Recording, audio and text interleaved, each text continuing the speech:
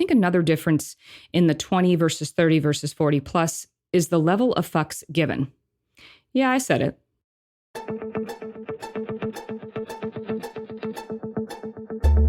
Is bodybuilding about selfies, steroids, magazines, and muscles? How do I become a successful pro bodybuilder or fitness competitor? Where do I even start if I'm new? And the biggest question of all, what are the judges looking for anyway? Even today with the internet, many people first discover bodybuilding by word of mouth. The lack of regulation has caused a boom of unqualified coaches, scattered info, biased advice, dangerous protocols, and imposing trends that are a hot mess. After 20 years in the business, I have seen it all. Week after week, I'm going to talk about taboo topics that get swept under the rug, provide you tips and strategies to gain a competitive edge and stand out on stage in any division or federation. I'm going to answer all the burning industry questions without the bias. I have competed across 6 federations, earned pro status in 3, and judged in 2. I've coached posing and choreography for men and women in all federations and divisions. I know just how much competing means to you. I'm your host, Michelle Welcome, and you are listening to the Everything Else in Bodybuilding podcast. Be sure to download your free guide, 5 Things Every Bodybuilder and Fitness Competitor Needs to Know Before Your Next Show at eeinbb.com. That's www.eeinbb.com. Welcome back, guys. Wow, the last episode sparked a lot of conversation, which I really love. I hope you do join us in the Everything Else in Bodybuilding Podcast Insiders group on Facebook, because we're chatting about the episodes, contest prep, and the industry as a whole. And by the way, there's men and women from all federations and divisions there, so all people are welcome. So come join us. And one question that has come up quite a few times in the feedback from the shows I've been doing and the conversations we're having is the subject of age in bodybuilding. In fact, the topic of age is coming up more and more, just in general. 20-plus-year-olds in the NPC IFBB, you guys, are breaking records as the youngest pro card winners of divisions with the amount of muscularity not typically seen in the youth. And just this year, the NPC announced they are restricting the age of contestants to a minimum of 18 years of age. And on the flip side, federations are continuing to add more opportunities for competitors over 35. You can get a pro card at 35 and 40 and not have to stand next to a 20-year-old to do it. Jake Wood, the owner of the Olympia contest in the IFBB Federation, he just announced that he plans to bring back the Masters Olympia by 2023. It has yet to be determined if the Masters Olympia age requirement is going to start at 40 or 45. And this debate over the starting age of the Masters divisions is found across all federations. The WBFF starts at 35. And as of 2022, the OCB just dropped the age from 40 to 35, while currently the WNBF Masters age category starts at 40. So why does age matter when competing? Does it? Well, I can tell you from experience that preparing for shows at 20 is much different than preparing at 40. Some of it has to do with experience alone. You figure out your body and what works for you and what doesn't. And no matter how many studies there are out there, right? There are always people in the studies that are outliers. There's always something that works for one, doesn't work for the other. I remember listening to an analysis of a study that tested different levels of carbs and weight loss, for example. They kept the calories the same, and some people with less carbs lost weight, okay? And some poor soul gained weight, same calories. Over time, as you continue to do shows, you will build an intimate relationship with your body and learn how it responds to different nutrition and training strategies, so you don't have to waste time and effort on things that don't work for you. This is an advantage of age. But what I want to talk about is some other differences competing at 20 versus 30 versus 40 for you to consider. I came up with about 7 or 8 of them. And again, these are all my thoughts and opinions. Let's talk about training intensity and recovery. I'm going to lump these 2 concepts together. So I hired my first trainer at 20 years old when preparing for that fitness modeling contest. This experience was both good and bad. The good part is I learned proper form quickly and didn't have to waste time ping-ponging around the gym trying to figure out what to do all day. My energy levels were really good, and I could handle whatever was thrown at me. More was more with this trainer, and I didn't know any better, so the weights I was pushing was super heavy, very intense. And about 6 months in, I had to visit a chiropractor and have a rib adjusted after it slipped out of place. I bounced back pretty quickly and didn't think much of it. By the time I hit my 30s, I had enough time and experience under my belt to realize that consistency was key, but I was still training 6 days a week with a lot of volume. The amount of output was very taxing, and I found my recovery from this was not the same as it was in my 20s. In my 20s, I could hang, but in my 30s, it was getting to be too much. Aches and pains were starting to pile up, and there's only so long you can push the gas pedal full throttle before the car has had enough. Am I right?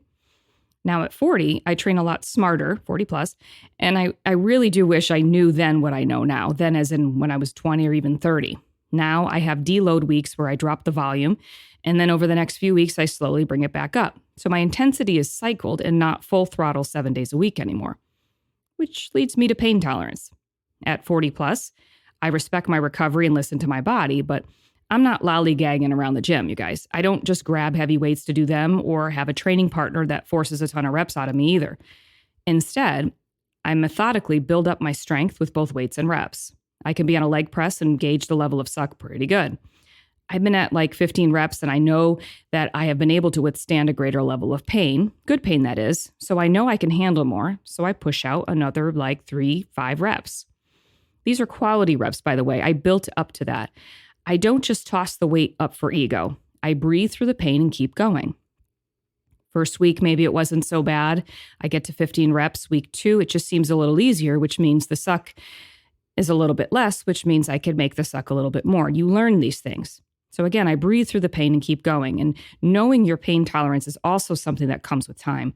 I can tell you that if you haven't been training long, whatever age that is, you probably don't know your threshold and most likely can handle a lot more than you think.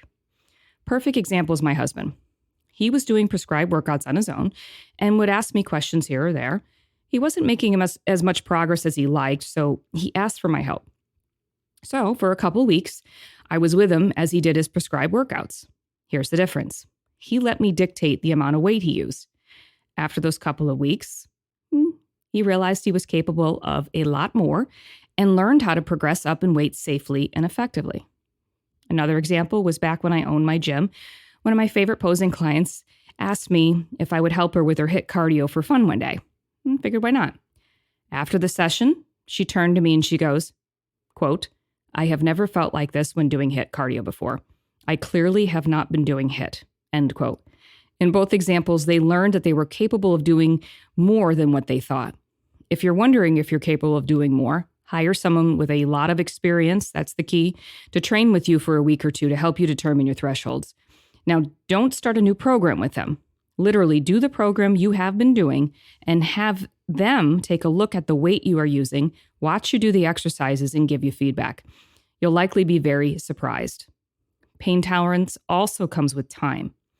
The earlier you start training, the more time you have to learn this. My husband is learning this in his 30s, and this posing client I was talking about was in her 40s. Both were relatively new to structured training. So pain tolerance is a time thing. It's not an age thing. Just because you're 40 plus doesn't mean you need to baby yourself because you don't think you're going to recover or you don't want an injury. Look, I'm not saying you need to train like an idiot. What I'm saying is you probably are capable of more than you think. Let's talk about the controversial topic of metabolism. When I trained for shows in my 20s, the weight fell off of me pretty easily. Okay. Today in my 40s, there is a big difference. Do you want to know what it is? NEAT. Non-exercise activity thermogenesis. Think about it for a second. What activities outside of the gym are you doing?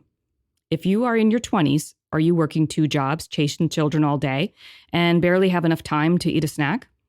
If you are in your 30s, are you working a desk job for 8 hours and the only movement you have in your day is getting up to use the restroom or that walk to the car? And in your 40s, are you achy and not motivated to move around a lot? Are you picking up what I'm putting down, guys? I think a lot of people say their metabolism is crap, but don't realize that they might just move a heck of a lot less than they used to. I know I do. I started paying attention to my step count to see how much movement I was really doing during the day.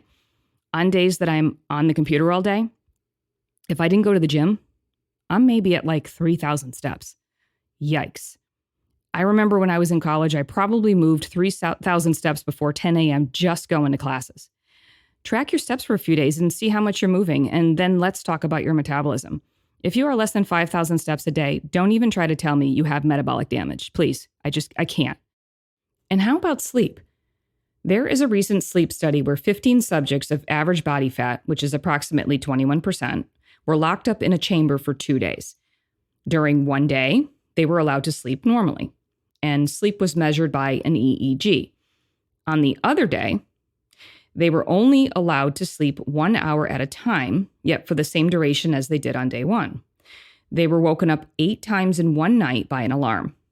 What the study found was the night of fragmented sleep resulted in direct impair of fat oxidation, thus decreasing their fat loss results. Do you want to know by how much? Literally 2 times as much of a reduction. 2 times.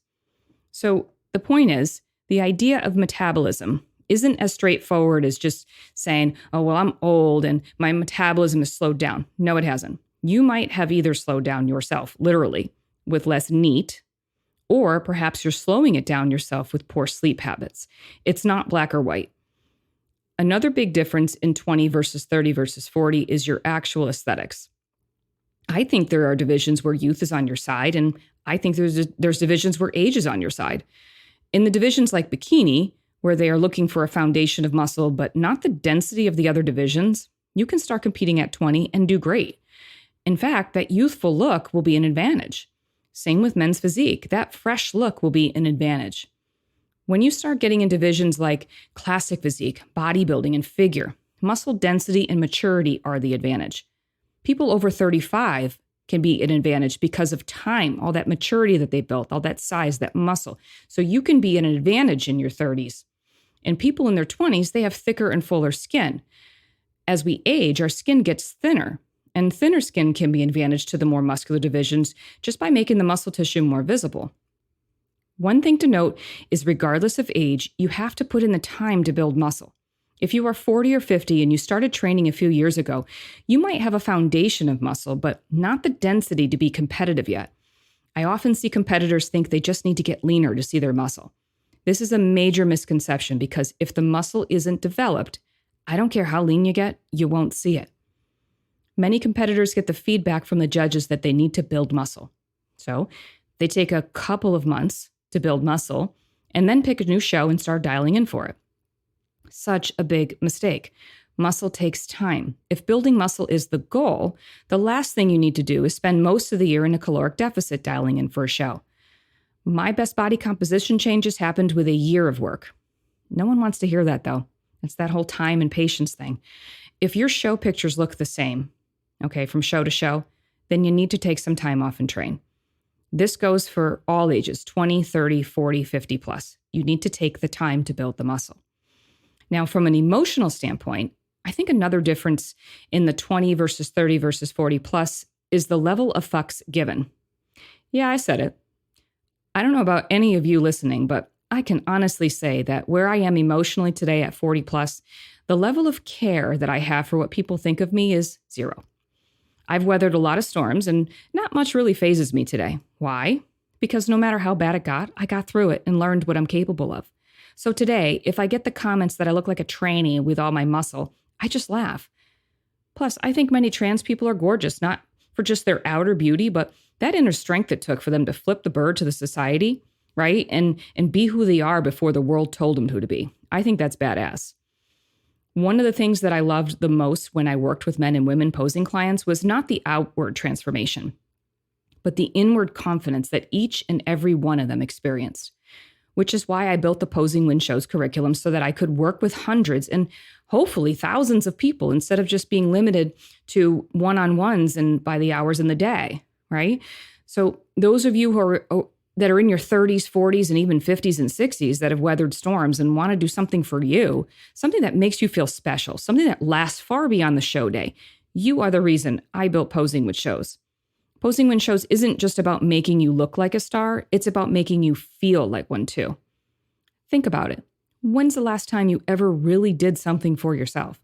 Do you remember what it was like to pull all-nighters, fly by the seat of your pants, be daring and, dare I say, fun?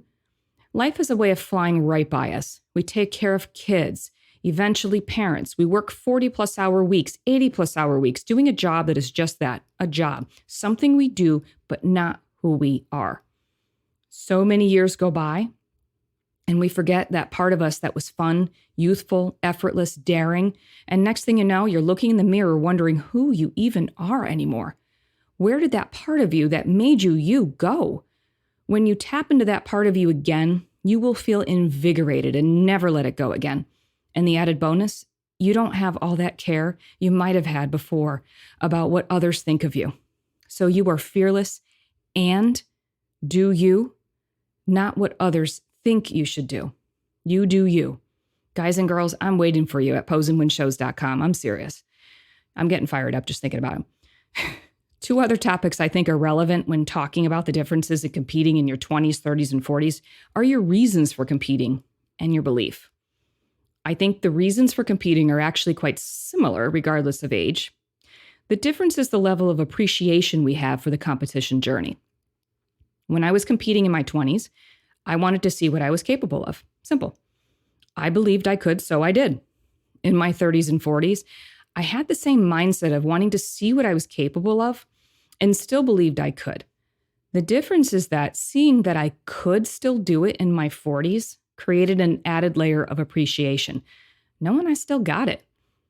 Losing friends to cancer, heart attacks, addiction, and even losing family members from illness or old age, that built a new relationship with time within me and the reality that it goes by really fast. Mortality is real and can happen at any time. I wasn't thinking of those things at 20. Doing something that makes me feel alive was just a part of my life in my 20s. In my 30s, the amount of responsibilities I had overshadowed my zest for life. And now in my 40s, I have a lot more life to reflect on. And it makes me appreciate what I'm capable of still doing that much more. It also makes me not want to ever compromise who I am as a person. I will never not incorporate doing things for me that make me me ever again. It took a while to realize that doing things for me is not selfish. At 20, living life was not selfish. It was being a kid. How many times have you heard that? I was just being a kid. Responsibilities change us. Too many years I poured out my efforts to the world and never took the time to fill up my cup. Too many years I undervalued my time and capabilities, and this didn't allow me to reach my highest potential. Today I know my worth, and I am unapologetic about no longer undercharging for my skills and capabilities as an educator. There are plenty of discount stores out there, but there's only one Tiffany. There are generic posing coaches out there in every federation, but there's only one me for all federations. And what people get from working with me, they will never find anywhere else. And I'm okay with saying that. I no longer work with people that aren't a part of my Posing Win Shows program. You want to know why? Because I actually want people to become not good, but great. Too many people rely on posing sessions for their posing practice and work with generic teachers that are they're only good at teaching the mechanics of posing. I teach people how to be great, and I educate on things no one else knows how to or has the experience to be able to. Competing in shows in your 30s, 40s, and 50 plus, you have no choice but to connect with your body and your mind. And you might even tap into a level of competitiveness you've never knew you had. You realize what you're capable of, and if you have weathered a lot of life lessons, okay, you might even develop a level of appreciation for you and what you are capable of that you took for granted. You doing something for you breeds life within you. Competing at 20, you are fearless. Competing later in life allows you to find that fearlessness within you again.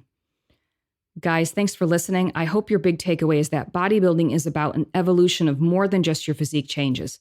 Also, that nothing is really black or white, and there's always room for growth, both literally and figuratively at every age. Your attitude and outlook on yourself will change over time if you continue to push yourself past your comfort zone. And if you are ready to do something awesome for yourself, then go to posingwinshows.com. Also, join the discussion in the Podcast Insiders group if you haven't already, and I'll see you on the next episode. What are the things you need to know before competing in a bodybuilding competition? The Everything Else in Bodybuilding podcast is dedicated to taking out the guesswork in the industry and exposing all these strategies. Learn 5 things I think you should know before your next show by downloading your free ebook called 5 Tips Every Competitor Needs to Know Before Your Next Competition at www.eiinbb.com. It's all the no-nonsense information you need, whether you are male or female, bodybuilder, physique, figure, bikini, or wellness competitor. It's free, so just go download my 5 tips every competitor needs to know before your next show at eeandbb.com.